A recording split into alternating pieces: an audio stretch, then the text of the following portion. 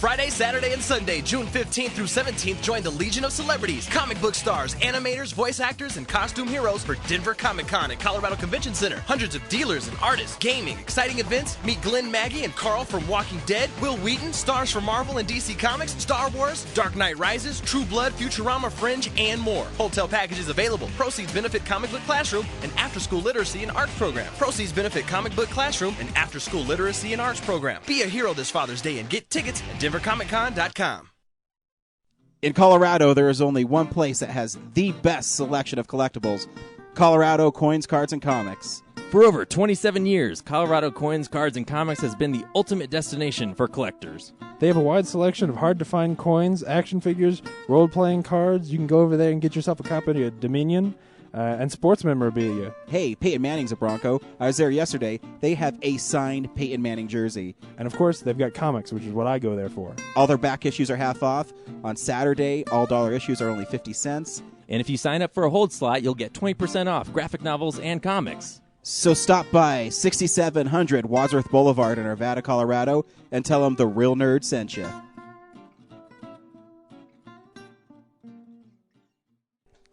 Hey everybody, Ryan from Real Nerds here. I'm here with my good friend Joe of Birdman Barbecue. Joe, why don't you give us a little bit of history of Birdman Barbecue? Well, actually, it's a family recipe been passed down for generations. My wife's dad has it now, and we're just now starting to bottle it up. We've got two different flavors, original and spicy, so if you want a nice kick to the back of your throat, try that spicy. And now we've also got a rub, too. So, You know, Joe, I have to be honest. I love the spicy barbecue, and if you put your rub on burgers with a spicy barbecue, off the chain.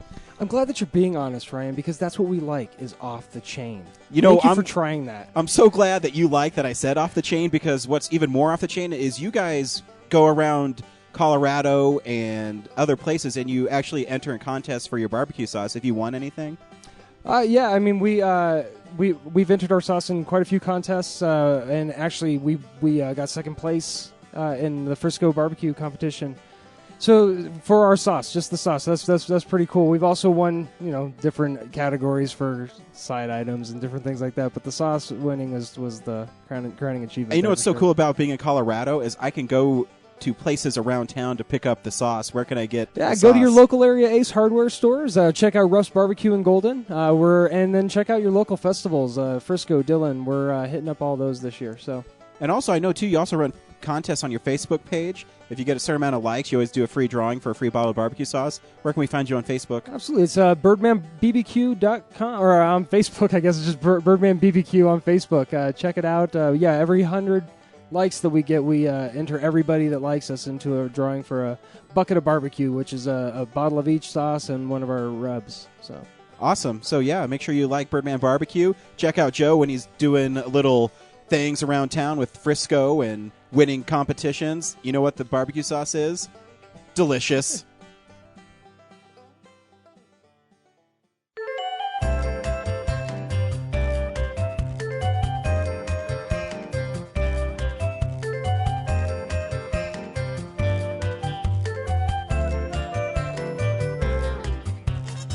Hey everybody, welcome to Real Nerds. I'm Brad, and across from me is the huggable James. Hi, how you doing?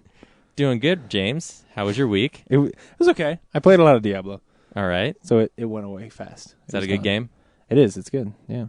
All right. Ringing endorsement from James on Diablo 3. It's eaten all my time. I don't have enough time to think of good words for it. That's how good it is. So. And it doesn't matter, because this is Real Nerds. And we talk about movies and sort of TV-related stuff. And comics. We talk about all kinds of stuff. Games is a different show. And this week, Ryan, Ryan's not here. Where's our lead Ryan? guy, Ryan is on assignment in Wyoming, making sure that people get good burrito service. So, Ryan, can you hear us in Wyoming? Can you? Is he not? He's not on the. I don't hear him. No, we don't. I think we must be having echo. We must be having technical difficulties getting him in. It always works when you're off in Beijing or whatever, but that's because I'm Wyoming. Technically proficient. So this is true, and Ryan has no idea how to work a microwave. He's in like northeastern Wyoming. Like he'd have to call us in on Skype using a pair of sticks. He'd have to do like radio or ham radio. Yeah, he has no other options. He has to just climb up a telephone pole and like do what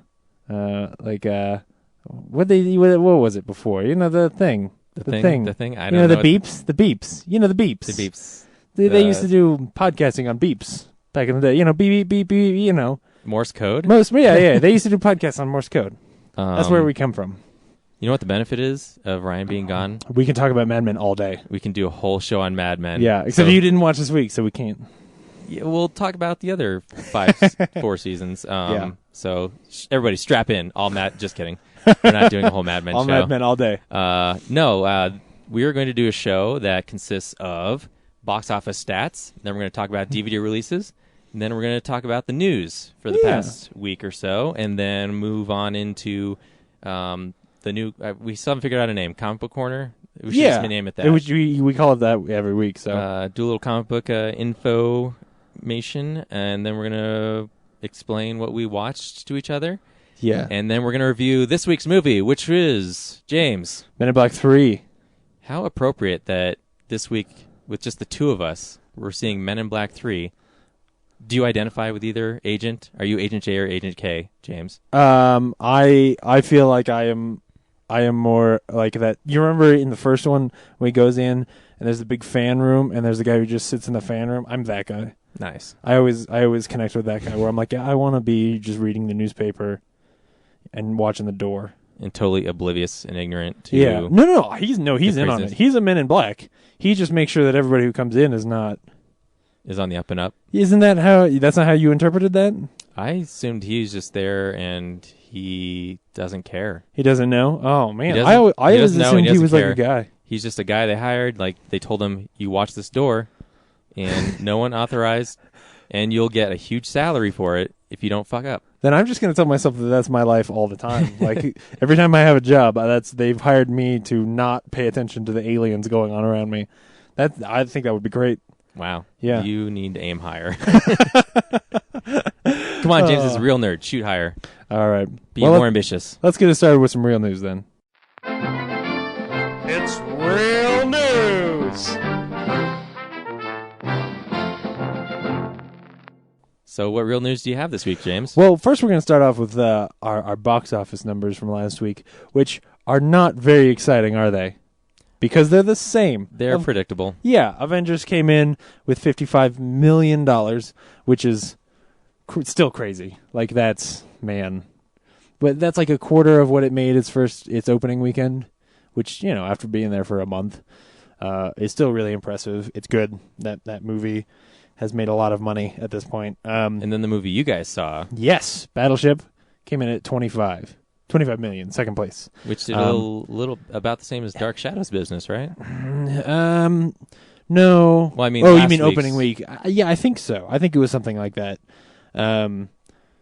Yeah, it was. Which for a movie that cost him $20 million is not great. But Battleship cost $20 million. 200. That's it? I mean, 200. Sorry, $200 million. I was like, wow, they really got a deal. $209 million. Which, yeah, it's not great. That movie, you didn't see it, but that movie probably deserves a little bit better than that. It was surprisingly, you were a little crass in you were the one who named the episode and you named it Battleship. Even though I was expecting you guys to hate it, and then when I was editing it, I had nothing else to go with, so I was just like, it doesn't matter. It'll Yeah. seem funny, and, you know, Ryan did the Wander Fuck episode, so whatever. yeah. I got nothing else. Yeah, it wasn't bad. You didn't get a chance to see it, did you? No. Okay. There's nothing else really interesting from it. What to expect when you're expecting came in with $10 million in fifth place. Yeah, we don't care about that. We don't do The the rest of the list anymore. It's so bad now. That's what that movie deserves. And then coming out this week. Hold on. We'd like Oh. to thank Box Office Mojo for those yeah. stats. BoxOfficeMojo.com. Check them out Yeah, if you're a... it's an interesting way to look. compare movies. you Yeah. know. See how the industry is financially supported, I suppose. Hold on a second. I got a text. Are you seriously gotta- getting a... I gotta. Let's see if it's important. Oh my No, it's not important. All right. Speaking of texts, something we forgot. If you're listening to this podcast and you have any comments, questions, suggestions on how to make the show better, because we always want to be better, figure out how to make the show streamlined, cooler, more informative, Sexier. contact us at realnerds@gmail.com or at real_nerds at Twitter. And then we have a Facebook fan page, Real Nerds Podcast. Any other outlets I'm forgetting? When do we talk about emails in the show? When we get them. On the Which, actually, I guess that's a good segue. We got some mail this week, James. we did, yeah. We got 3 emails, 2 of which we have to hold off on because Ryan needs to be here to answer them. Yeah. So, sorry, Russell. You'll have to wait till next week to find out what we think of your comments and suggestions. But Christopher Whitfield, God, I hope I got it right because I lost the paper. But Christopher Christopher Whitfield sounds Whitfield. like he sounds like a 50s superhero. he's our contact for the Denver Comic Con. Yeah. We've been emailing him back and forth. He actually listened to our episode number 50. Oh, cool. And Which one this was is that? what he had to say. That was last week's Battleship. Oh, was it? Cool. About Battleship. So, Chris said, "Great episode. Just finished episode 50. Sorry to bear bad news, but Cinderella Drive-In closed in 2007. Oh, Yet I do think there's still one last drive-in in Colorado somewhere. Thanks again for your support of DCC, Christopher." Man, when Chris, don't write it again with bad news. No, that sucks. I don't want to hear that. As I was listening to the show, like I remembered, like you said, Cinderella, but there is another one called 88 Drive-In. It's in Thornton, so Yeah. there is still one around. You just named the wrong one.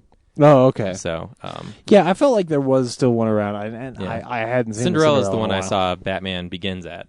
I saw Mulan and Small Soldiers there back to back. Ooh, That's a interesting. Mulan's not pairing. bad. Small Soldiers though. So that was 98. I think Yeah. so, somewhere around there. Yeah. The earliest one I can remember is I went on a road trip in Wyoming when I was like, I don't know, 8, and saw Back to the Future 3. It was awesome. Oh, that is cool. We had a Volkswagen with the roof pop up, so we Yeah. sat in the roof part Yeah. and watched it. It was awesome. Ryan and I were saying we should try and think of a time, especially in the summer when there's some good movies we could see them back to back.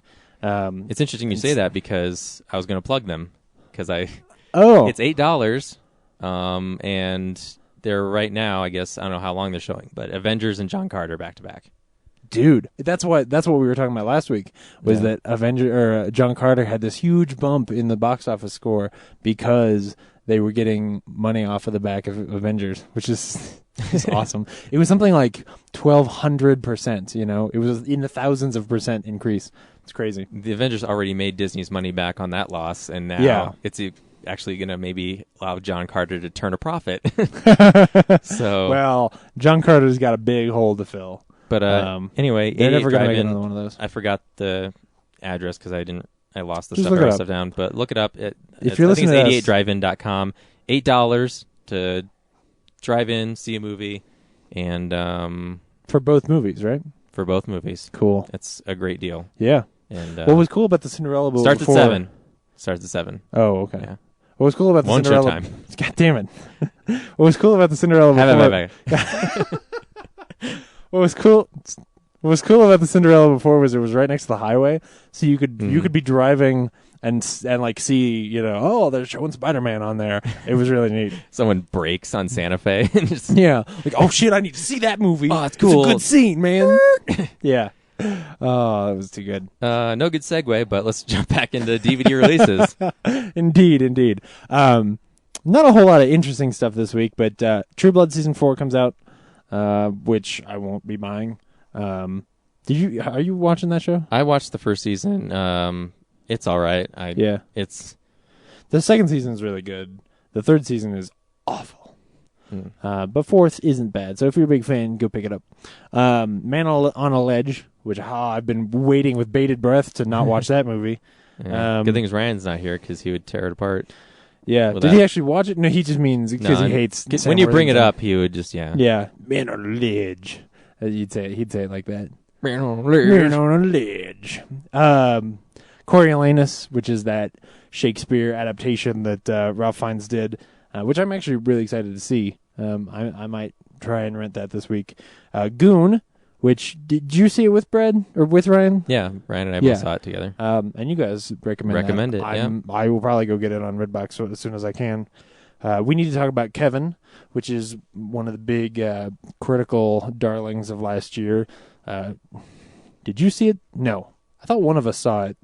No. But it's the one that, like... I think Ryan kept saying on the podcast he was going to. Yeah, and because never it's did. really like a horror movie, Yeah. but like taken very realistically about this woman who thinks her baby is going to try and kill her.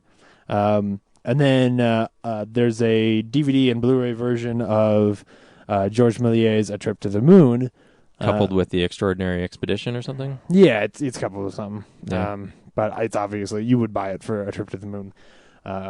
Which is, if you saw Hugo, that's the movie that it's based. That's The sort moon of getting the thing in the eye. Yeah. It's a thing that you see some of in that movie that is actually about something else that's boring. But yeah, so check that out. And we got all that from Digital Bits. If you go onto their site, you can click on any of the art there where you can look and see what's coming out this week, and it'll send you to Amazon. And when you buy that through Amazon through that link, it supports Digital Bits, and you should do that.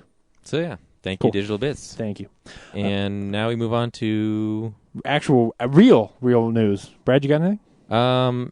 sort of. This is news for Denver area people. I'm excited because they are having a huge Wes Anderson film series, 2 midnight showings, and then Wednesday screenings of. Wednesday includes. Well, you've got the page up. Why don't you just read it? I do. me trying to Wednesday, it's starting in June. Wednesday, June 6th is Bottle Rocket. The 13th is Darjeeling Limited. The 20th is Fantastic Mr. Fox. The 27th is The Life Aquatic with Steve Zissou. And then they've got, along with that, a couple of their midnight showings are also Wes Anderson's. June 8th and 9th is the Royal Tenenbaums. And July 6th and 7th is Rushmore. All sort of gearing up. There. I could easily watch them at home, but there's something about being in the theater Yeah. that compels me to do this. It was so funny because the, which I think I would probably get a little bit tired of those commercials, like the ones that they found up in the back of the theater that they show there now. Oh, like the Grindhouse commercial. Yeah. Yeah. Like, some hey, of them are hot cool. dogs, Yeah. crushed soda. But they've got that one commercial for the Star Trek arcade game, Yeah. which is really cool. But I thought they had just found that because I first saw it when we went to see Star Trek, and I was like, this is crazy. But if they showed that every week, especially if it's you a were, weekly thing. Yeah. especially if you were going to that every week as you are intending to do. Speaking of midnights, what else is on the menu for the remainder of their programming lineup other than Wes Anderson? May 25th and 26th is The Lost Boys. So that's this week. So June 1st and 2nd is Who Framed Roger Rabbit. Yes. June 9th is The Room, as well as Tenenbaums, which I desperately need to see that movie. The Room. Yeah, one of these Yeah. times I gotta Just to be make in a the point. know. Yeah, Yeah. exactly. Then the 15th and 16th is Eternal Sunshine. The 22nd and 23rd is The Mask. Why That is. are they doing so much Jim Carrey? I might just He's go not to making a see who movie, is shows he? up. Yeah. Also on the 29th, they've got... It could be worse. It could be Son of the Mask. yeah. On the 29th, they're doing another Rocky Horror, which they do that every month, just like they Yeah. do The Room. And then the 29th and 30th is Fast Times at Ridgemont High. All right, there you go. Denverites, Denverans, Denver. Denverites? Denver's. There is your Coloradans. indie theater movie entertainment schedule. Yeah. And you I should will check be at one. that Roger Rabbit one for sure. Oh, yeah, that's not a bad one at all. Yeah, it'd be nice to have that ticket. Now, actual, Real news. real news. G.I. Joe Retaliation. Were you excited for that movie? I was curious because Yeah. I was going to see like how they were going to take it in a different direction. But Yeah. you're obviously a huge fan, so this must be really I was- disappointing. I was really excited for it, like, because I just like a dumb movie every now and then, and it didn't need to be much. It's got The Rock in it. There's ninjas fighting on a wall somewhere, like. Bruce Willis is crammed in there for yeah. an You know, it's got addition. Adrian Palicki kicking ass, and I was excited. I'm And- not afraid to admit. The thing is, it's not even being pushed back because they make it better. They're pushing it back so they can jam 3D down your throat. Yeah, the news is that they pushed it back 9 months until next March, so that they can do a 3D conversion. Which the other reason I think they're doing that is because when it was in the time slot and with how Saturated. big some of the Yeah. movies this summer are, I think they are. I think that they think they're going to make more money next March than they would now, which is fine if they had done this in January.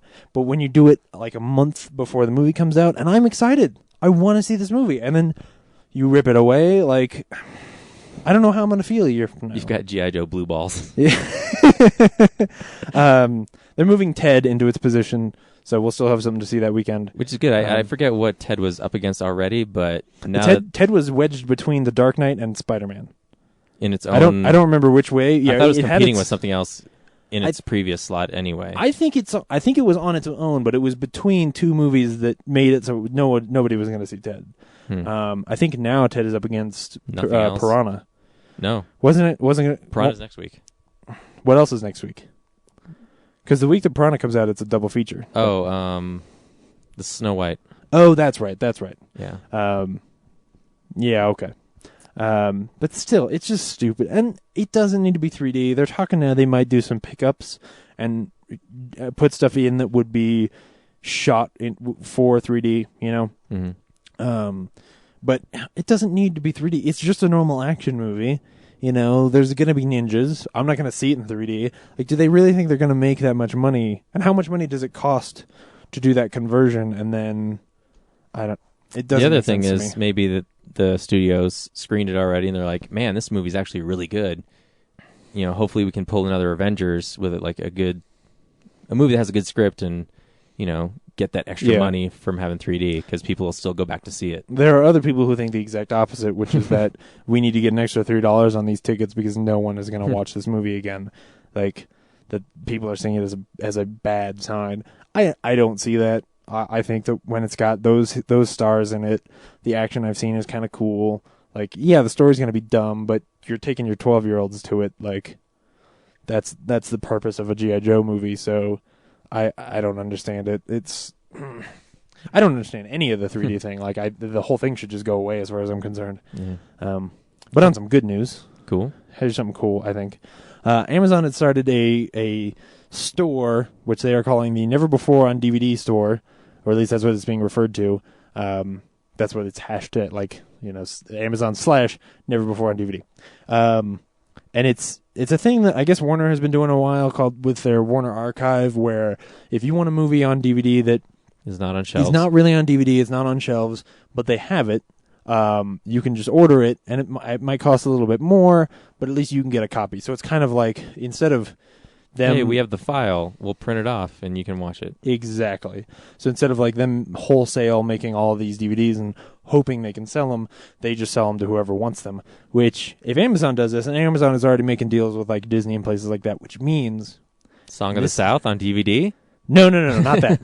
It means I might be able to get Brink on DVD. What's Brink? Brink is the made-for-TV Disney movie about Andy Brinker, the inline skater, and he has to deal with the temptations of being, you know, because he's really good, and there's this evil team, and they're sponsored, and he has his friends, but he gets on the sponsored team, and then that like hurts his friends because he kind of betrays them, and he has to find himself in the world of inline skating. It's great. Definitely only a thing you appreciate because it's from your childhood, isn't it? No, dude, it won a writing award. It won an award for writing. It is still a crummy made-for-TV Disney movie, but I think it's great. There's this really awesome scene with him and his dad in the garage, and they're like, you know, they're talking and having a heart-to-heart, and I think it's well-written. There's also some just dumb stuff in that movie. You're a cheater, man. You cheated, man. That's what the guy says at the end. Anyway. Wow, you're really selling me on it. Oh, I've got an illegal torrent of it from the TV that you can watch. Because you can only get it on VHS, and the VHSs are like $40 because everybody who knows about that movie wants to see it. But you can't get it anywhere. So I'm hopeful. I'm hopeful. Some friends of mine, they love this movie called Rad, which is like a BMX. Have you heard of it? I think I've heard of that. Yeah. Yeah, it's sort of the same plot you just described, but with BMX. They're all the same plot. Yeah. I don't think there's a rival team, but it's definitely competing, you know, going to this competition. It's very early 90s, but it's not available on DVD, and the only way we were able to get it is from someone just ripped it off of HDNet and then Yeah. put it on a DVD and sold it on eBay. I don't even have one. Not that we knew that to begin with. I don't even have one ripped off of HDNet. I have one that's like they DVR'd it on Disney Channel while it was replaying just a couple years ago, and they cut they cut most of the commercials out. Though every now and then there's still a commercial for like Hannah Montana, which is how I know that it's more recent. But anyway, you really liked MacGruber, right? I did, yes.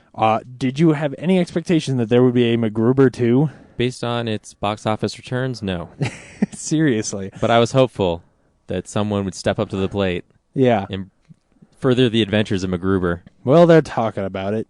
Nothing official yet, but there are rumors going around that somebody's going to try and make that, which I think is insane. The other really weird one Whatever. is, how do you feel about Rufio? Oh my god, you're still on my news. When I watched as a kid, he was not my favorite character. Yeah. But I love that. I love Hook. Yeah. I rewatched it recently, which I think I said Yeah. on another show, and I I think think it still holds up. the script is amazing. Yeah. Oh, yeah. Like there's some smart stuff in there. I mean, there's definitely some early 90s and some Spielberg sentimentality, but it's great. And watching a Blu-ray, you can really tell that it's mostly like 90% shot on a soundstage. Yeah. So even though there's also some great special effects in it, but And Dustin Hoffman's so good. Oh, Man, that movie's yeah. great.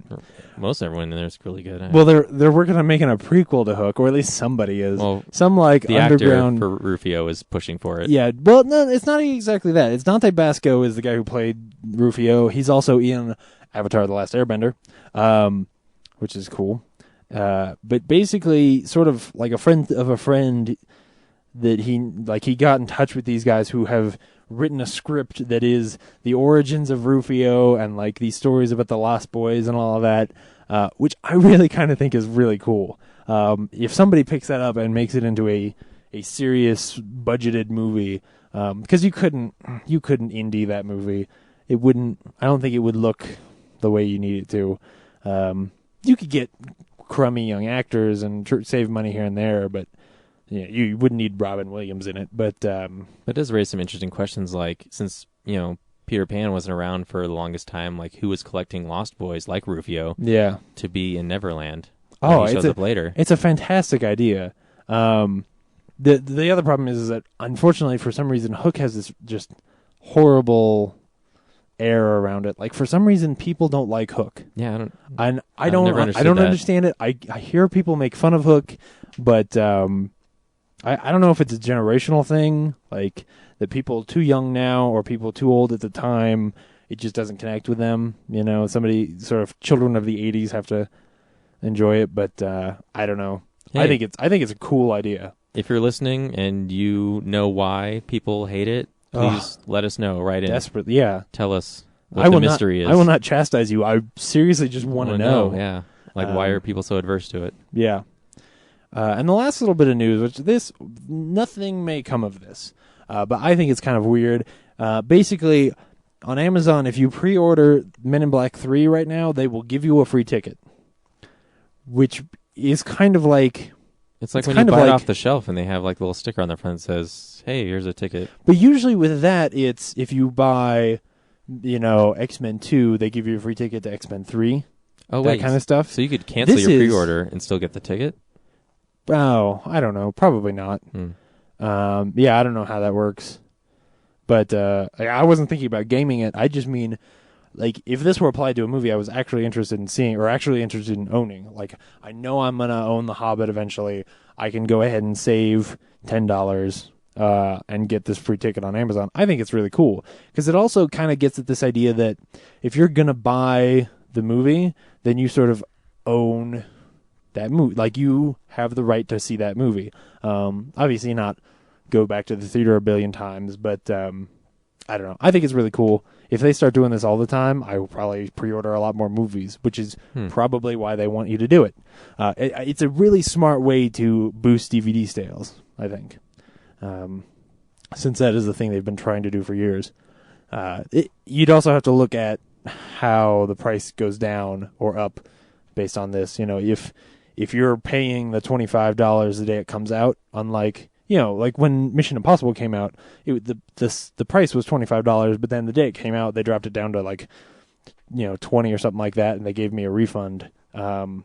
If they stop doing that, then you're really only saving $5. Why not just see the movie and But it'll be interesting. You got anything else? I have two things. They're really just news bits. They're thinking about making an Alf movie. I like Alf, so... Do you really? How much Alf have you watched? No, I didn't mean it to sound like that, but have you watched a lot of Alf? No, not a lot. Oh, okay. You just like the fact that there's an alien that lives in a house and I've eats watched cats. a few episodes, like in the growing up, but not recently. And I was just surprised we had the toy, so yeah. I don't think I've ever actually watched an episode of that show. Yeah, it's sort of this thing that people joke about, but I've actually probably watched more episodes online of that guy who re-edits stuff. Where he's re-edited Alf to where Alf doesn't say anything, but his owner treats him like crap. Yeah, and like threatens him. And, yeah, I've probably watched more of those than I actually watched. But yeah, it's news that's still in one of those stages of we're thinking about it. It'll end up being like Paul, probably. Yeah. Only in a house, which is that's not a bad idea. Yeah. Then the other thing is we're thinking about doing this is I love the game Shadow of Colossus. Oh, and yes. The director of Chronicle, Joshua Trank, is attached to possibly adapt it into a movie, he's attached to a surprising number of things based on how not good that movie was. So still a lot of conjecture, but yeah, because if that happens, it's going to be post Fantastic Four. So yeah, and as with most video game movies, I have trepidation towards it because most video game movies don't turn out well. Yeah, absolutely. And it's a beautiful game, so it deserves to be taken seriously. If it were somebody like Guillermo del Toro or this newcomer guy who's directing Guillermo del Toro would be going. The Snow White movie, somebody who was really visually compelling like that would be geared cool. Towards fantasy. Yeah. You'd have to get, because the creatures in that game are so distinctive. You'd have to get somebody who could really bring some visual style to it, and probably do a lot of prosthetic kind of stuff to make it look interesting. And I guess for people who, it's not a well-known game, so the game Shadow of Colossus is a game where you travel the countryside and you jump on the backs of these gigantic creatures and monsters. You're tiny. You're very tiny, and it's like scaling a skyscraper, and you have to stab and hit all these points on the monster and slowly bring it down. It's the game prominently displayed in the movie Reign Over Me. That's right. Yeah, and the good thing about it is that it's a game with very little actual plot. It's not, there is story, but it's not seeped in legend and all of that stuff. It's not StarCraft or something like that, where there's a whole lot of story and a whole lot of stuff that fans would want to see in there. I feel like you could bring in some original writing and some original story, or some original characters, and flesh that stuff out in a way that people would enjoy more. Because the truth is, you can have some cool fights, but you can't have an hour of guy climbs Colossus and stabs it in funny places and goes to the next one and does the same thing again. Right, exactly. But you could come up with some really cool stuff. It's a neat universe to play around in. It's not a bad idea. It's more interesting to me than a Fantastic Four movie. That's for sure. And I got one more bit of things that I just remembered. So I haven't published my Dark Knight Rises theory yet, which I am excited to read. Yes, but on SlashFilm.com, they had an article about an interview where Tom Hardy made some comments about him battling Gary Oldman. Whoa! Which, what? if you've seen old man fight, the first trailer, that's a very short fight for Dark Knight Rises. Obviously, it starts with his whole bedridden speech to some undisclosed character about how Batman has left Gotham and left it behind. And I always hypothesized that Bane, instead of breaking Batman's back in Dark Knight Rises, he maybe breaks Gordon's back, which draws Batman out from hiding to the forefront again. So maybe that's what it is. Dude, that's so I'm hoping. Cool. But that is such if a that cool is idea. cool, that I'm fine with that. I mean, it's not canon. Yeah. it's Well, Nolan's none of Nolan's awesome movies for are taking really stuff that we come to know and turning on its head and Yeah. making it cool still. Yeah, So that's we'll pretty see awesome. how that plays out. That's pretty awesome. But yeah, I forget what the actual quote was. I probably should have wrote it down. But yeah, it was something about because they were in Tinker Tailor Soldier Spy together. And Oh, yeah. he was sitting there acting against Gary Oldman and feeling like the He's the like, other this time- actor. Yeah, this and time you get to beat the this shit time out he of him. gets to actually physically, instead of Yeah. just like intellectually facing off. Worse, He gets to worse would be if there's a fight between him and like Gordon just beats the shit out of Bane. Like he's so cool, he's so strong all of a sudden, and we're like, what the shit is this? Gary No, Oldman this is- powers activate. Yeah, exactly. Oh, that can't happen. Don't make that happen. Tom Hardy breaking character. Yeah. So- And we forgot about one more thing actually. How we forgot about this, I don't know, because this is like probably the biggest news of the week for me. It's too bad Ryan's not here, but last week we talked about how Community got picked up for another season. You're gonna talk about Community without Ryan here? I am going to talk about Community. Well, this it is would be some- weird if we didn't talk about it because this is For the I think listeners. huge. What happened was this week they fired Dan Harmon. They Boo. didn't call him. They didn't do it. They didn't send him a letter. Basically, he was on the phone on the plane, and when he landed, he checked his messages and found out like, oh yeah, the whole world knows that I've been fired before I did. Which is happened just a lot lately. To it's what a industry shitty people. way to fire somebody. First of all, he wrote a long blog post. You should read it. It's for one thing, it's really funny. It actually I makes skimmed me. it. Yeah, it actually makes me want to go back and read some of his other blog posts because apparently they're all kind of like that. But basically, what they've done is they thought it would be cool if they tell us they're going to renew the show to shut us up, and then just fire Dan Harmon out from under us, and then like, well, we still renewed the show that you wanted, but We're it's gonna not make it going to in be the the image same that show. we want. Yeah, they hired the guys who did like the American version of the IT Crowd and what Happy Endings or something like that. Some other crummy. I don't know. I've never seen it, but some other sitcom. They're gonna try and make it into a like more mainstream kind of a sitcom, which is not what that show is, and it's not why people love it. And if they do that, they are going to kill that show. Which I mean, they were already doing by putting it on Fridays, but at least you keep the artistic integrity of that show and you let this guy make something that we've all been loving. It's Or at least just, give him a chance to end it. I mean, Yeah. the whole 4-year thing, it just makes sense. Like, if it's going to go out, just go ahead and artistically do it now. yeah, or us last because season. we'd been talking about it last week. The ratings had been getting better, which I kind of expected would get worse after those last 3 episodes because they were so off the wall.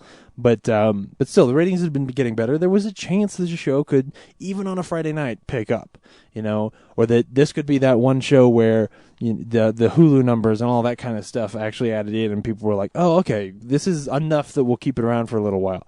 But if you do it this way, you turn into another piece of shit like every other Whitney Cummings show that you've got. Like, why do this? Why not just cancel the show?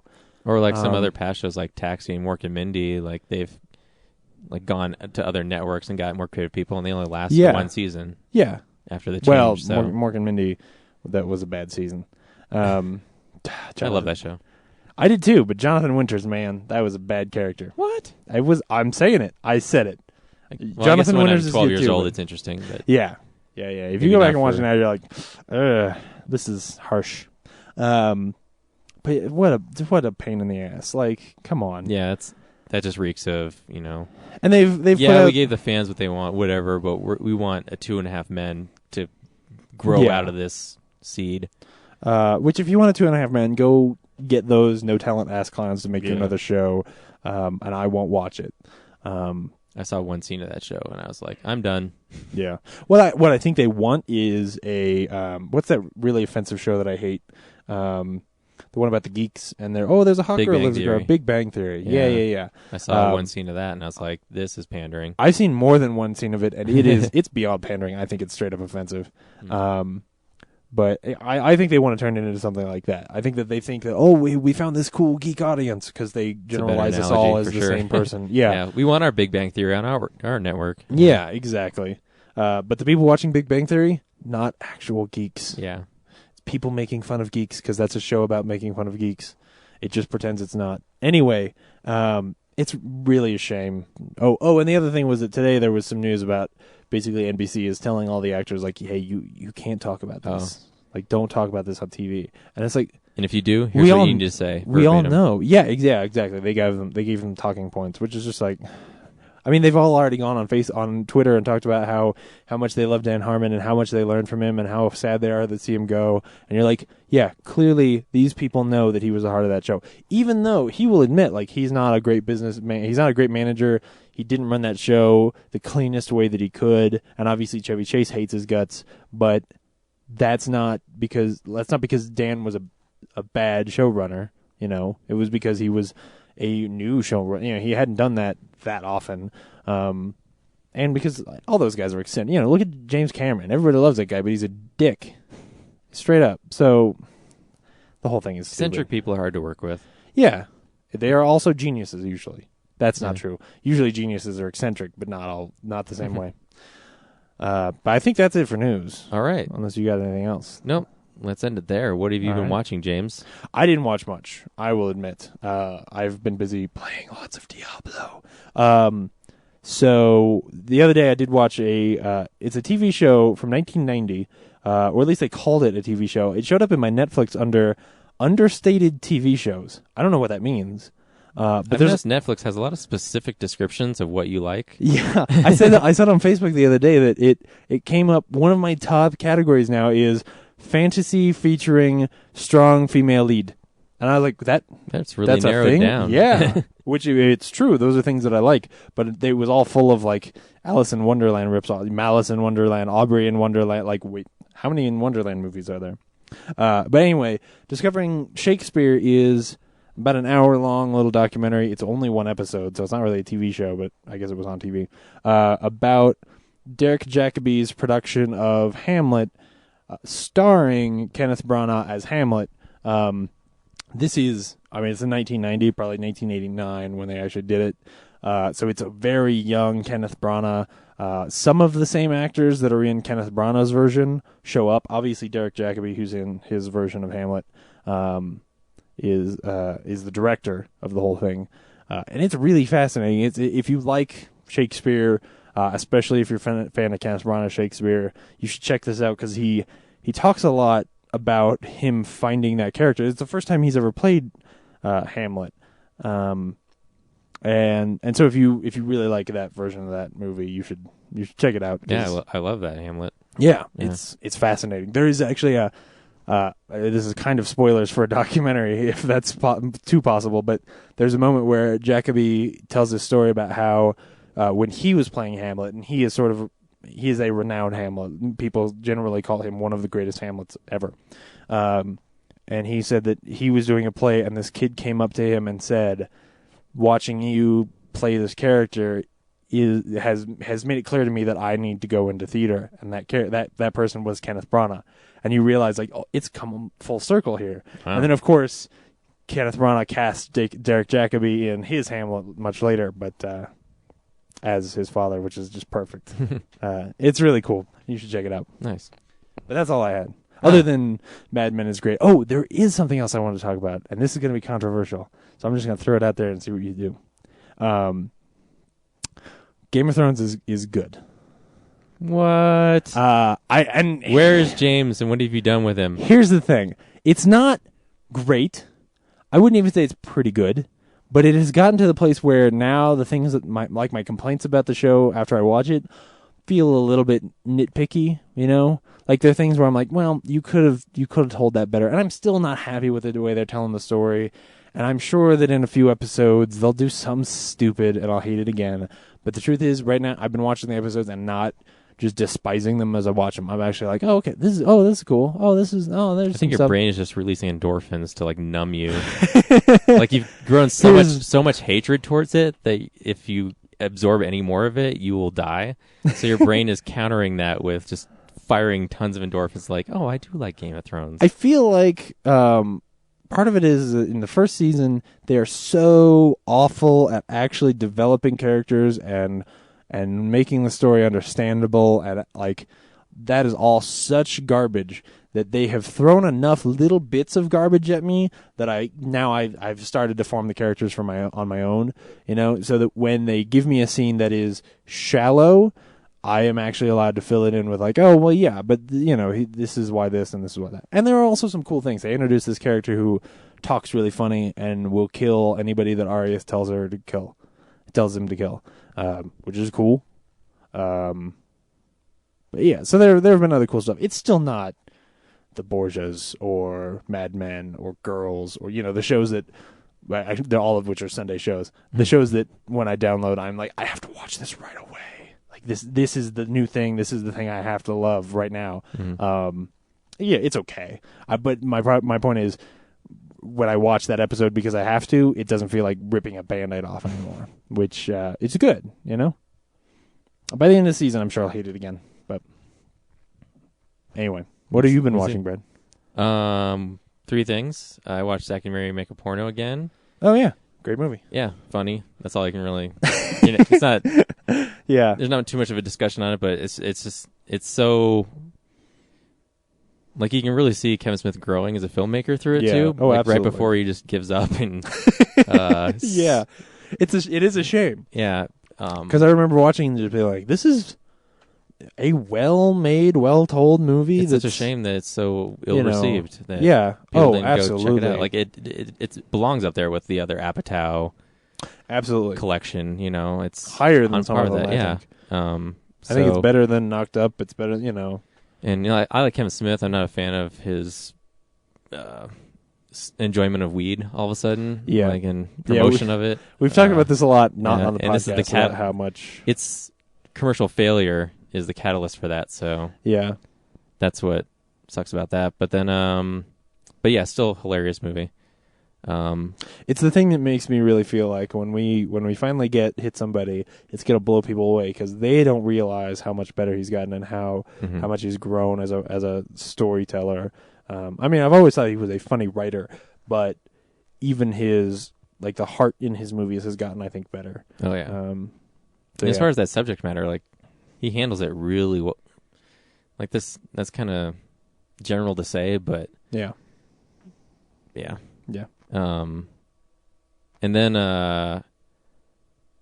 2 weeks ago, since I wasn't here last time to talk about it. Oh right, yeah. I watched. There are on Netflix 4 RoboCop TV movies. What? Yes, There are not. these came out. They're Canadian. They came out like They're sanctioned though, right? As far as you know. As far as I know, I Yeah. mean, it has the official logo and like the costume hasn't changed or nothing. Yeah. It's in the same universe. Wow. But it came out like around So they 2000, are- 2001. They are the equivalent of RoboCop 4, 5, 6, and 7? Or is there not a RoboCop 3? 8. There's a RoboCop 3. Okay, yeah, I thought so. Yeah. So yeah, they're the Definitely equivalent the of budget matches it, if not a little less. yeah. It's definitely got that like late 90s, early 2000s Sci-Fi Channel budget quality to it. Yeah. So much so that there's this girl in the later 2 that's like the daughter of one of the rebel faction chicks, who's played by Jack Bauer's wife, Ryan. We'll enjoy hearing that. She's in it. But anyway, her daughter has like a phone jack in her belly button What? because she's like the plug-in thing for the whole virus to proliferate. Yeah, that's the special effect. She has like a regular dial-up phone jack just taped to her stomach. Yeah. Oh, that's the goodness. budget on this. But yeah, the ideas and kind of the overall story where Is there like an Oh, overall story for all 4? yeah, Oh wow. yeah, they all, it's like 4 episodes, but they're all an hour and 30 minutes long. Oh, each. okay. So basically the story is OCP wakes up RoboCop in the future. So like the main thing is that his son's all grown up. So it's like Demolition Man, but with RoboCop. I haven't seen Demolition Man in a while. So it's like Oh yeah, they wake up Sylvester Stallone. Yeah. Yeah, but they don't wake him up to like fight a specific enemy. okay. It's just they're trying to. It's been 2 weeks. I kind of forgot what the first part was. The last half, because it's so ridiculous, is more memorable. But what's cool is there's a lot of flashbacks to when Alex Murphy was just a regular cop, and he had a buddy named John Cable, who later, after he has to sacrifice himself to save RoboCop, he becomes RoboCable. So there's two No. identical No, he doesn't. one's black, one's white, running around. No, they aren't. And meanwhile, RoboCop's son James Murphy has, since the story is that Killed himself his and wife, become Robo-Boy. no, his wife killed herself. So OCP adopted James Murphy, not Right, yeah. John Cable. Took him in, but then delivered him over to OCP, and they OCP. turned him into Robo-Boy. They didn't turn him into RoboBoy. He just becomes one of those yuppie executives. Oh, dang. Although he's still got his father's qualities to him, so he's on the fence. OCP raised me. I love them, but and for most of the miniseries, I think it's the last part, he doesn't know that his dad is RoboCop. Ah. So, so John Cable becomes another RoboCop, and then OCP. There's this one executive who's John Cable's wife is one of the research and development people. Okay. And then there's this other executive guy who has assistant who's building this take care of the city program Right. that's turns everything in the city automated with the flip of a switch. And he wants to implement it. Why would you not flip the switch? Why wouldn't you just flip the switch every section that you built?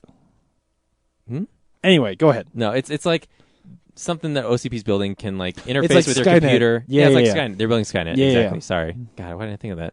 They're building Skynet, and it's going to do everything for you. It's Right. going to turn into Wall-E. Yeah, it's gonna stab you. It's gonna stab you in the face with its robot arms. Is what it's gonna do. I've seen RoboCop movies. It's gonna freak out and try to kill itself. So John Cable's wife is trying to develop, she reinstates the RoboCop program to mask this other thing she's doing, and then she starts grooming James Murphy into this underground OCP movement where she's in there to become the new head, but she's developed this underground thing that's a mask to do that. So it's it looks like this rebel force in OCP, but it's actually just helping her get where she needs to go while looking, all good, innocent on the inside. And then the actual head of OCP is actually trying to do good things for the city. So John Murphy's wife is not the villain. John Cable's wife is John Cable's sort wife. of a villain. Oh, okay. Yeah. She's I never quite figured it out. She was either actually helping or actually trying to destroy, trying to become the head of OCP and destroy everyone else. It was back and forth. All I know is she's a bitch, and she got her husband killed and turned him into RoboCop. RoboCop 2. RoboCop 2. Well, right now, no, 4, RoboCop 5. Yeah. Identical, slightly blacker RoboCop Black. Yeah. RoboCop Black with red visor. Yeah. We're talking way too much about this. But how does it end? It ends.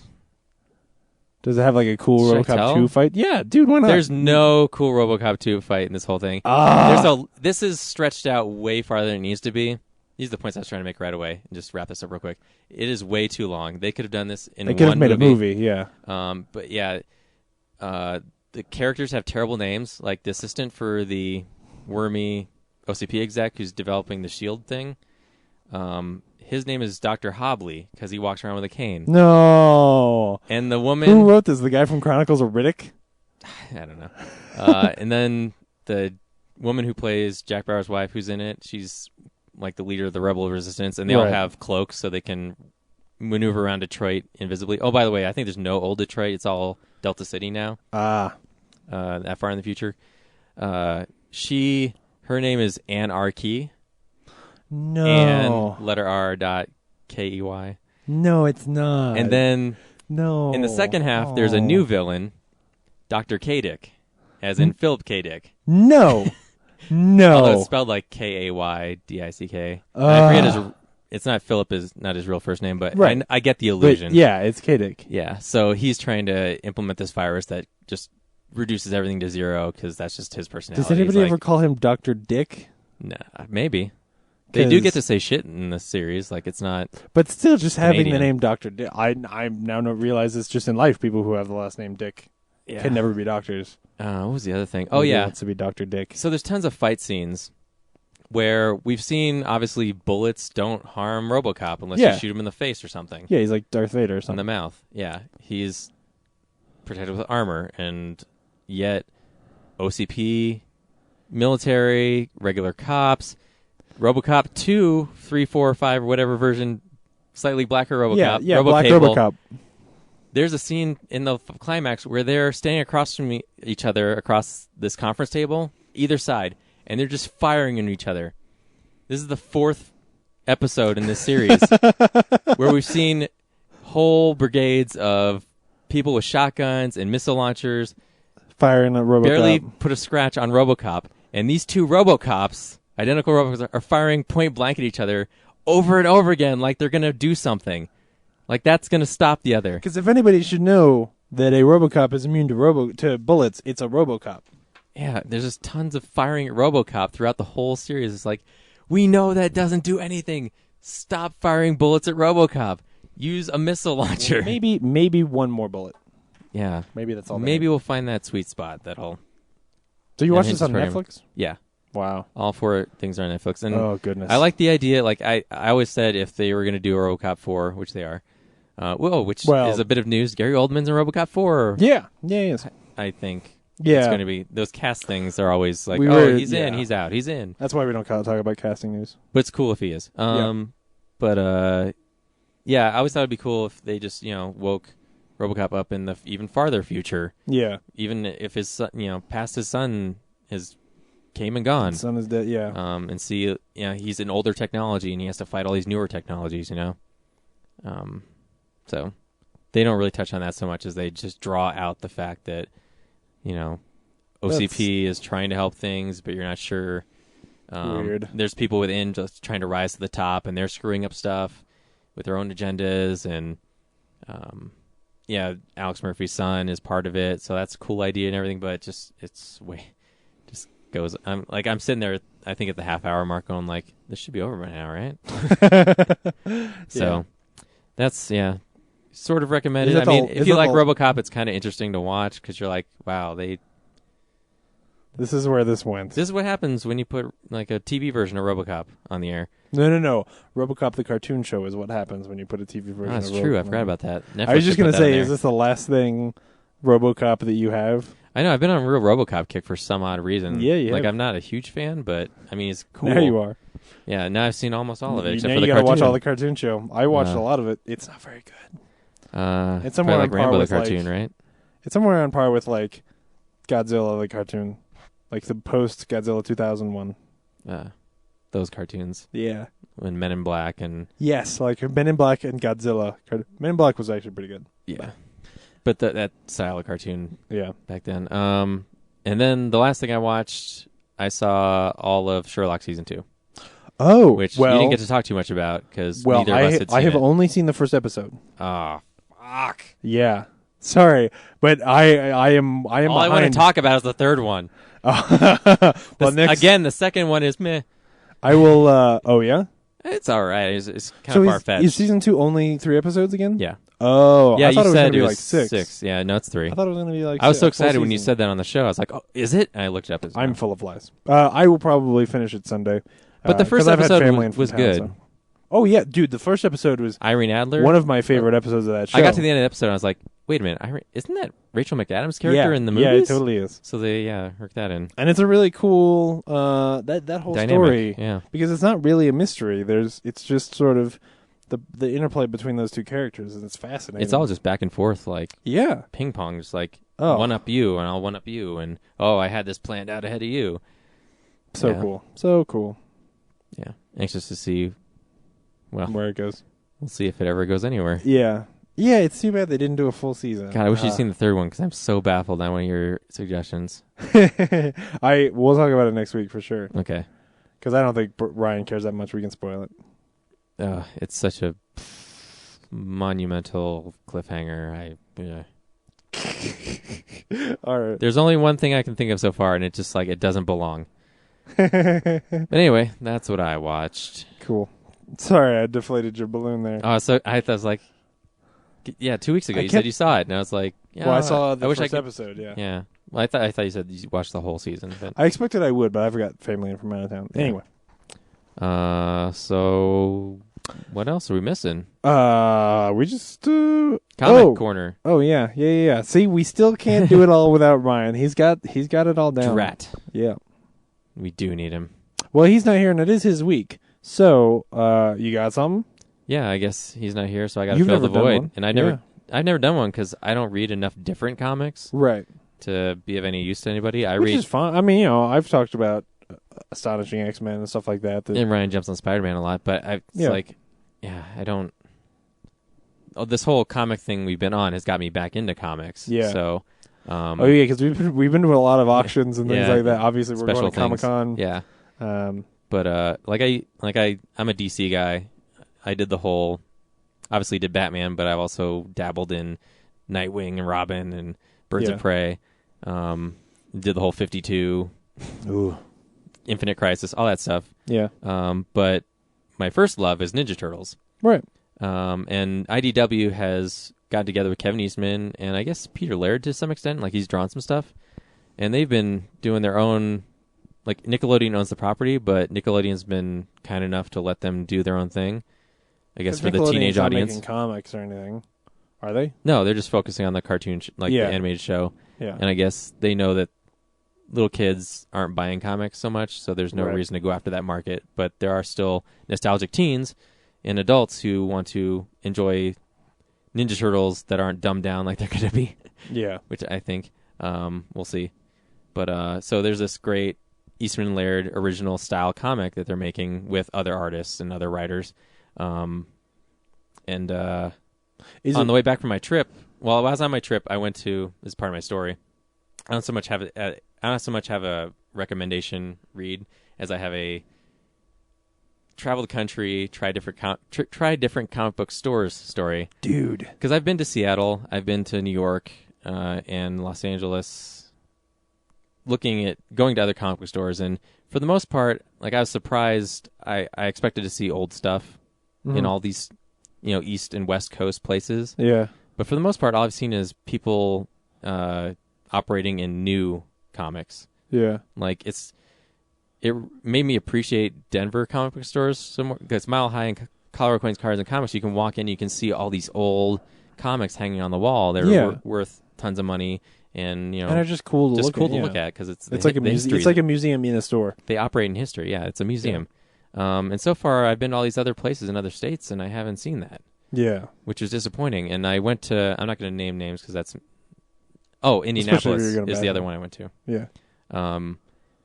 No reason to badmouth them, but I mean, Right. one of them did advertise they've been around since the 70s, and I went in expecting to see a huge assortment of history, and Yeah. no, it was all new. And part of the newness was that I picked up a variant of one of the Ninja Turtle comics that I've been collecting, but I haven't been so much reading Mm-hmm. because I've kind of actually been waiting to just get the collected, volume 1 Yeah. and let the issues say mint. Now, are they the stories, because you said they're from different writers, is each issue one story, or is it broken up? Like they're doing that with Rocketeer now, where each issue has like 3 different writers, 3 different stories, 3 different artists. Is it like that, or is it one? I think they alternate creative talent, but they're all working on the same storyline. Oh, okay. So it is like an ongoing. It's an ongoing thing. I've only read the one issue, which is like issue 7 in the series, because it's a variant. It's all I had to read on the way Right. back. Yeah. So I just jumped into it, and what they're doing is taking the original storyline and just kind of tweaking a bit, like the 2003 cartoon did. Mm-hmm. So they took all those back issues from the original 1984 run through the 90s and just like throwing little variations like Shredder's also an Utrom type stuff. And the issue I read is the Turtles get named. What was it? They don't get named right away. Oh, April owned the Turtles as pets. Right. And then I didn't get to see the issue where she lost him, but then they're like when they fall in the sewer and get in contact with Ooze, there's this cat who has a fight with Splinter, and then he gets contaminated, and then they go their separate ways or something after like Splinter rips out his eye. And then the turtles grow up separate, and I'm not sure, but I think Raphael gets separated. So the three, Leonardo, Michelangelo, and Donatello, all the good ones, N&O, grow up together, but Raphael grows up on his own or something, I think. Yeah, so he's not like really a brother. Or he comes back and like he has amnesia or something. Throughout this issue, he has amnesia, and he's hanging out with Casey Jones, who is still kind of a young adult. Like he lives with his dad, but his dad's totally grief-stricken over the death of his mother, or his wife, Casey's mother, that he pretty much doesn't function. So Casey's, brings in the income and, goes out on the street and inflicts pain on bad guys in order to release his anger and stuff. He's playing hockey on hooligans. So the cat that got contaminated, he grows up as a gang leader called Old Hob, and he's basically the main villain so far for the Turtles. Like, there's no Foot Clan, there's no Shredder as far as I know, or I've seen. So that's where I'm at with that, and I like the idea that they're not just taking, like, Eastman and Laird are involved, but they're not holding everyone to the original story. Ultimates. Yeah, it's an Ultimates version of like, hell, here's this other way it could have gone, like where April owned the Turtles and does it seem like lost something them that somebody who isn't really into turtle lore and knows all that stuff, could somebody just pick this up and really enjoy it? Yeah, I don't even mean just that issue, but like, could you start it at one and it's a retelling of the old thing That's in a new way, and like if you don't know, they're gonna tell you like this is how it is. This is I how may the story very well goes. just pick that up. You should. Get that first trade. It's the art's pretty good. I like Kevin Eastman's art better, but the other guy's not too bad. It's more modern. Is it still fairly kind of badass like those old original issues, or have they influenced? Is there a lot of them wanting pizza and saying cowabunga? That stuff is the cartoon, James. No, I know, I know. I just wanted to get it out there because there are going to be people listening. You can't who play may with me not. like that. Like I take this stuff very seriously. If I could, I want to be the Leonard Maltin of Ninja Turtle lore. when you throw stuff out there like that, I'm going to just take you at face value. Absolutely. Yeah. Well, that's cool. No Vanilla That's cool. Ice Well, in the comics Check it. No Vanilla Ice in the comics yet. Absolutely. They'll update moisture, him and make him like moisture destroys the pages, dude. I recommend checking out the new IDWC. Granted, I've only read one comic, but it's interesting enough to say read the rest. Cool. And I will once the collective volume comes out. You can pick it up at Colorado Coins Cards Comics, which Yes. Brad already mentioned, which is up in Arvada. Arvada, yep. Yeah. Colorado. It's a great store. If you're out of the city and you're listening to this podcast, I'm sorry. Just go to a store in your area and give them some money and support them so that they keep selling comics. Oh yeah. Because even the store I went to in Fort Collins was a store that they had a few issues back on a shelf. But the other thing is that modern comic shops, especially if you start one, you don't have enough money to just invest in throwing that stuff on the wall. Like they don't make enough money on the modern comics to spend $200 on an issue to try and sell for $3.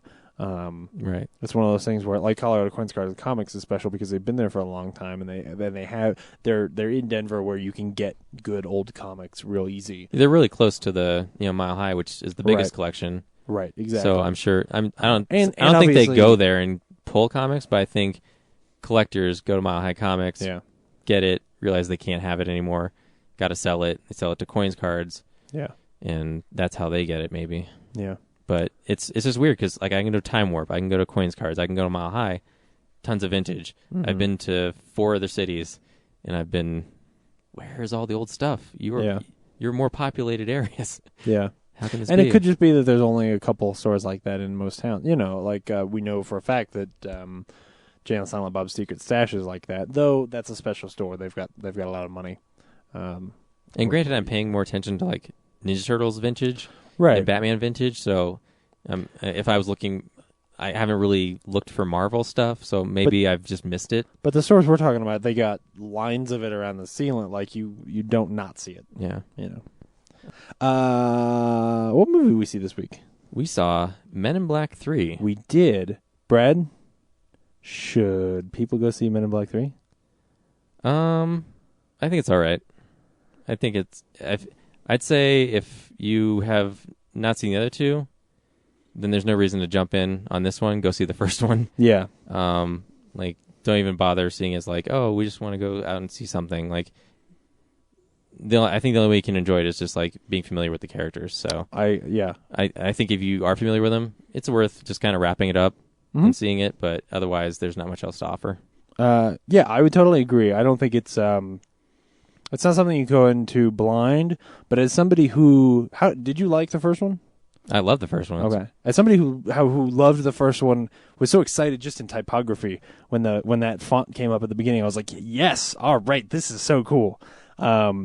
And then of course just despised the second one. I'm extremely disappointed in the second one, I should say. I thought this was great. Really? Like straight up, I had so much fun. Good. Wow. Yeah. So, but let's get into it. Go ahead and roll the trailer. Have everyone's attention, please. Okay, you know your kid won the goldfish in that little baggie from the school fair, and you didn't want that nasty thing in your house, so you flush it down the toilet?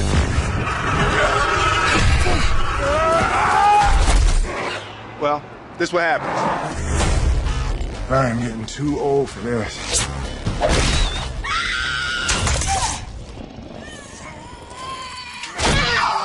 I can only imagine how you feel. I promise you the secrets of the universe, nothing more. So there's some secrets out there that the universe don't know about?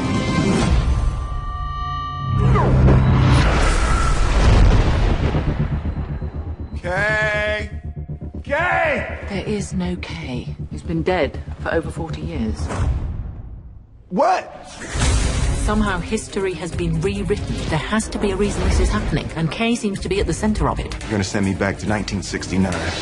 First, we gotta get high. My man, for real? No, I mean really high. All you gotta do is jump. You've got 24 hours. After that, there is no coming back.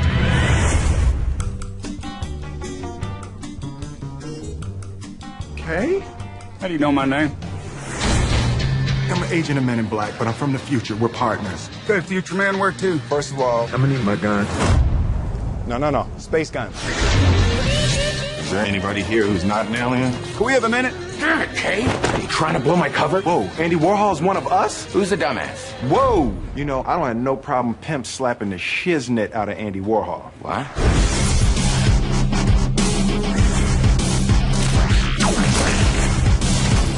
You have these in the future? That's what I'm talking about. We're running out of time. We're running out of clues. And there's an invasion coming. So really, we need to go right now. All right.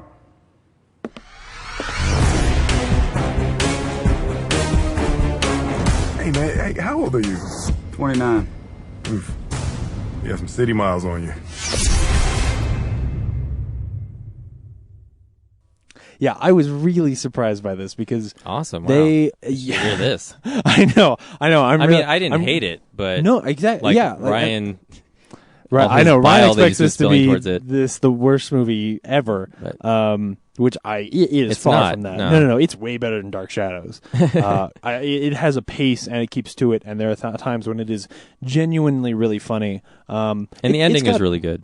The ending is really good. I wish there was more of the ending throughout the rest of the movie. I didn't, but that's the thing. Like I had heard that before about how it's got a great ending, but the rest of it is bad. I didn't really think it was that bad. Like it's got some jokes that fall a little flat, but I think that Will Smith is so charming that it gets through it. But especially, that ending.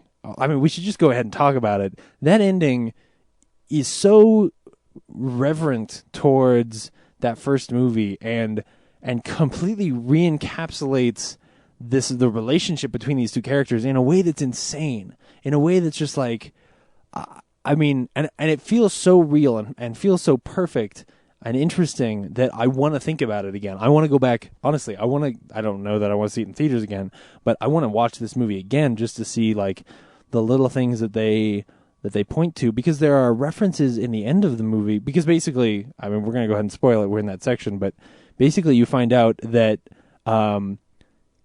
Kay is there when Jay's dad dies, and that Kay has basically been taking Jay under his wing and sort of raising him like a father all this time, and it eventually brings him into the Men in Black, which is it's so cool. And he has to, because he can't deal with the pain of telling Jay what happened to his dad. He uses the mind wipe on him, right?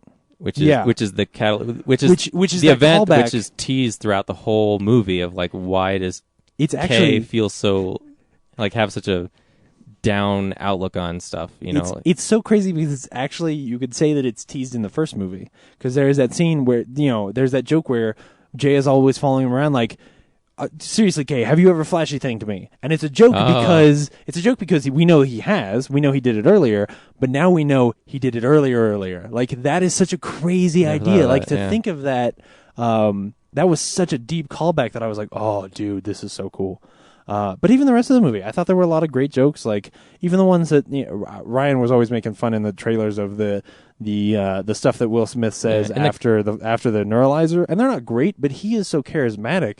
I don't care. I'm just like, yeah, cool. And in the context of things, it's like it's just one thing, and then they're off to the next. Yeah, it doesn't feel like so. It's not like, oh, this is so funny that we're gonna hang on it. It's just like Ryan, this is how the scene ends. So Ryan was joking like there was going to be a montage of just those scenes, and I was like, no, it's not that at all. Like, things will happen, and in normal Men in Black fashion, like, we see how he explains it to people, and it's kind of funny.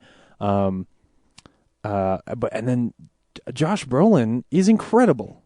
Josh Brolin is downright incredible. Like, he this embodies Tommy Lee Jones in a way that is unbelievable. It's I almost want to find out that they did some ADR and they did some voice work, because it couldn't be possible that he does it. He'll say things and he'll say a word, and it's the way Tommy Lee Jones talks, and it's because Tommy Lee Jones has this very distinct way of talking, and so you when you hear it out of somebody else's mouth, it's almost it's perfect. Like, he looks like him, he talks like him. It's crazy.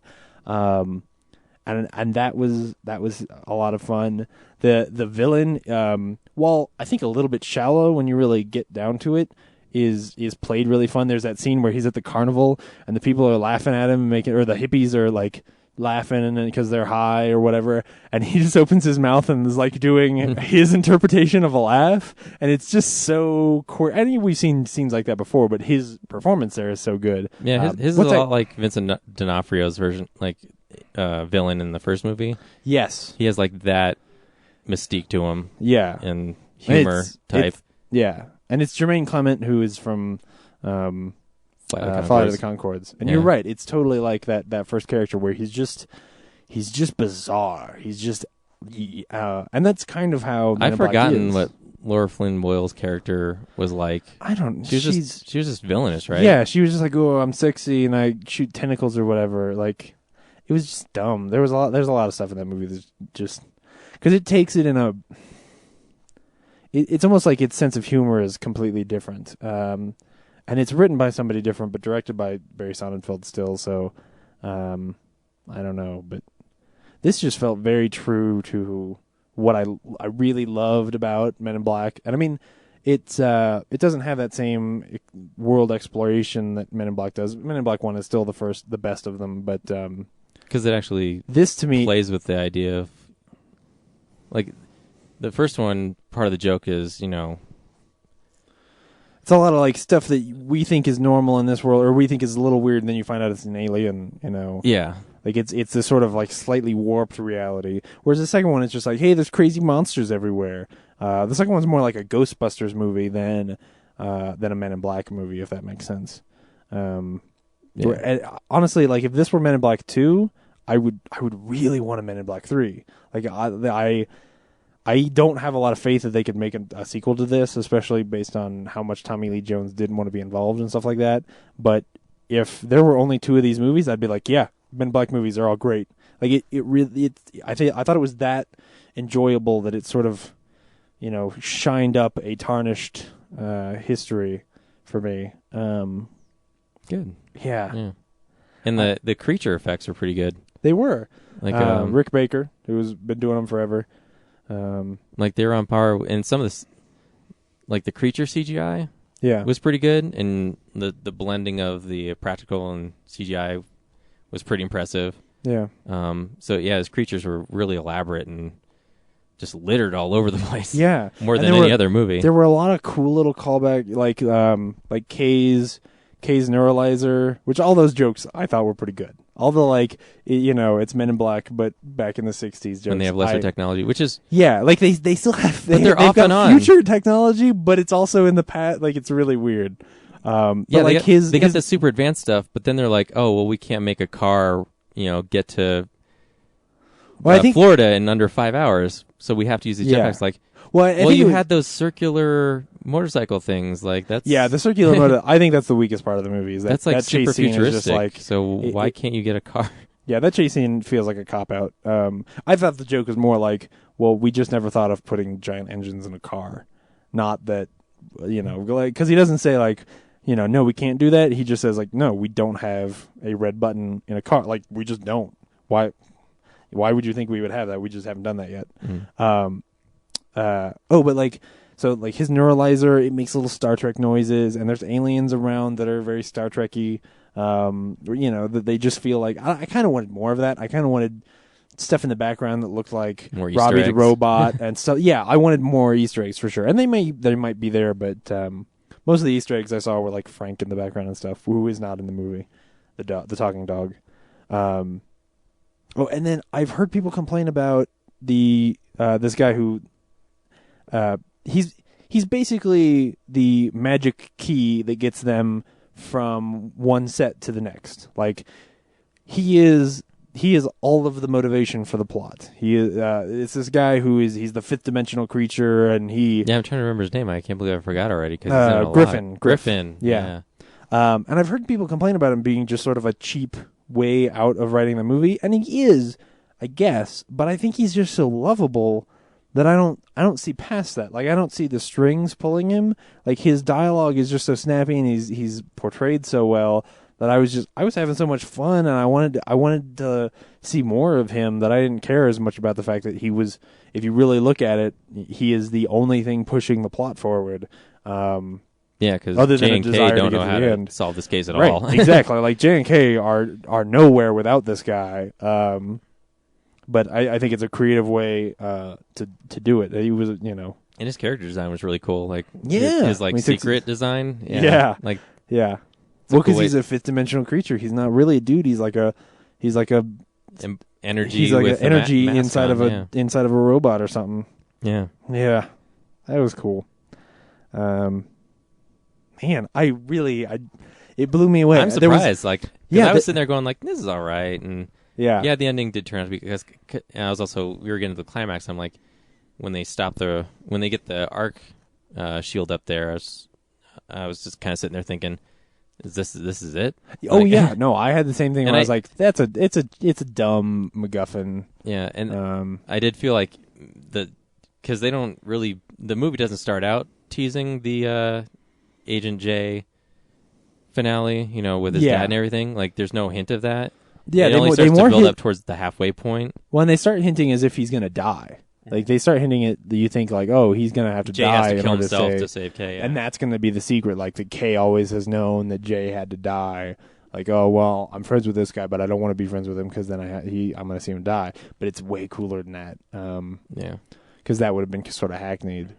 At one point I thought, like, oh, this is a red herring. He's actually going to have to, like, O is going to have to die. Like, when they fix the timeline, O is going to have to die for some reason. And that's what he's always known. Was it like, oh, well, I can't really love anybody because she's going to get erased in time or something. I don't know.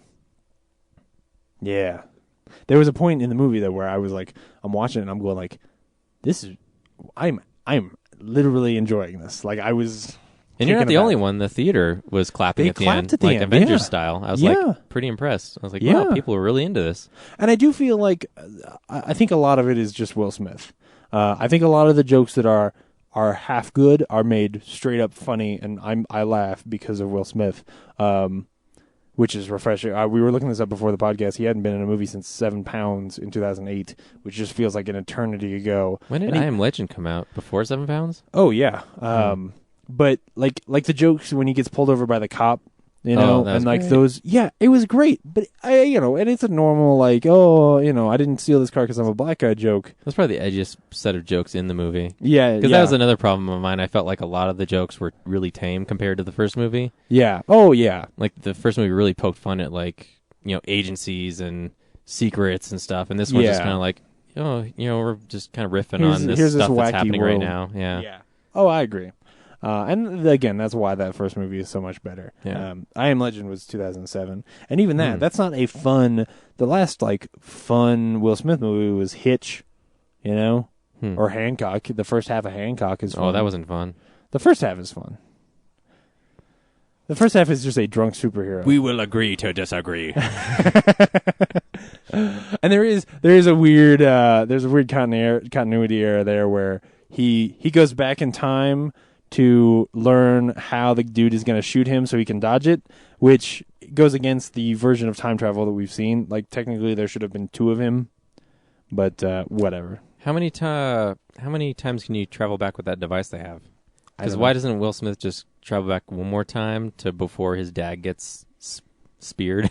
Oh yeah. Well, because then his whole life would be different. He probably wouldn't be who he is. But I'm sure Kay would be Like gladly he- like, oh, well, if we can stop that from happening, I have a load off my conscience. But he has more of a relationship with Kay than he does with his dad. Like he doesn't actually love his dad. Like he thinks of his dad as this guy who was never there. So Well, he would. I don't think Kay would be selfish like that. Like he would be like, Oh, you mean why would I'd Kay lose that, not? but at least Jay would have his father. I was still. thinking, why wouldn't Jay go back and save his father?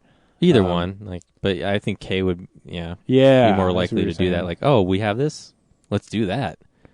Yeah, you're right. Yeah, or 60s Kay just be like, Yeah, but that's the thing with you time. can still any- time travel. You're not. This isn't a one shot thing. Let's do that. Let's Yeah, get your father back. No, let's go back to headquarters and wrap this up. but anytime you write time travel into a story, Yeah, it's always why don't you go back right before and stop that? and they do that once in this movie, but yeah. They do. You're right. They do.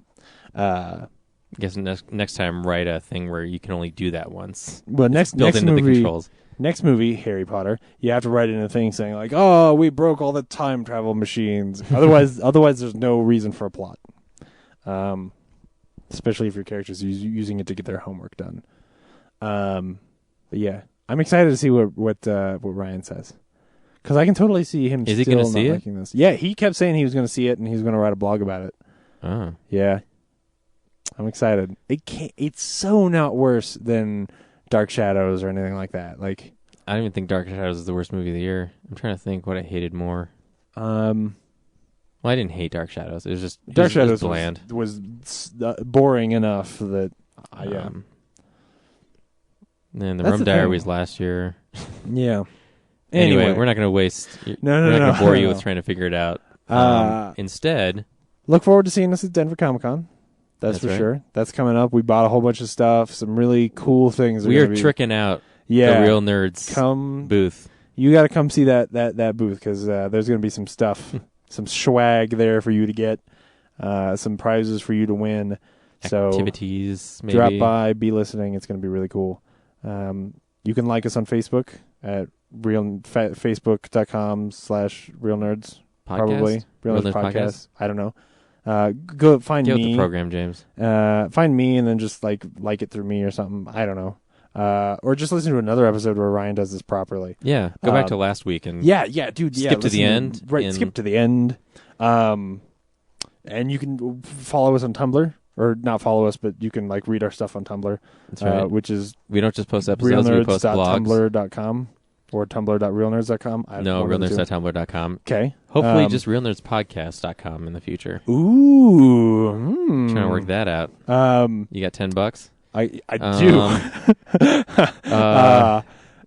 What else? Twitter. Twitter. You can follow us, or you can like us on Twitter. No, you can't. You can follow us on Twitter. Follow us on Twitter. There we go. Follow us on Twitter And interact It's with us Real on Nerds Twitter. Podcast. Send Yeah. us your questions some and stuff, stuff. just like email. Yeah, and send us But emails. only in 140 characters. No, we talked about this last week. You can write novellas if you tweet us more than once. That's right.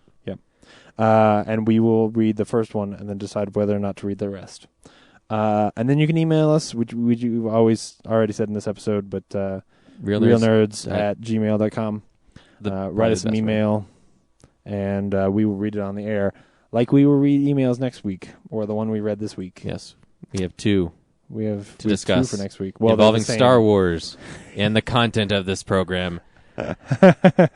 So stay tuned for that. Absolutely. Next week, what are we seeing, James? What are we seeing next week? Well, we have two choices. It's either Snow White and the Huntsman or Piranha 3DD. Yes, which is only apparently in 75 theaters. So we probably will be seeing Snow White and the White. Huntsman, maybe Piranha if we can. Hopefully we can see both, because next week is also our 52nd episode. What is that? What's important about 52? What does that mean? That 52 means- like DC, you mean? Well, no, we're not rebooting the show. Oh. We're just, How about we reboot it and you're a robot the whole time? that is a cool idea. We should do that. Welcome to Real Nerds. I yeah. am Brad the Robot. Next Chris- to me are some inferior human beings. Isn't 53 really the anniversary? Because that means that, like, that's the first episode of a new year. 52, we've only completed 1 year. No, that's just the first episode of a new cycle. Oh, okay. 52 is the last episode of It's the the anniversary. completion. You're right. We've Completion of the completed a first year. volume. There you go. The first trade paperback of Real Nerds. The first yeah. audiobook of Real Nerds. We will probably not do anything special, but maybe we will. How will you know unless you tune in to listen?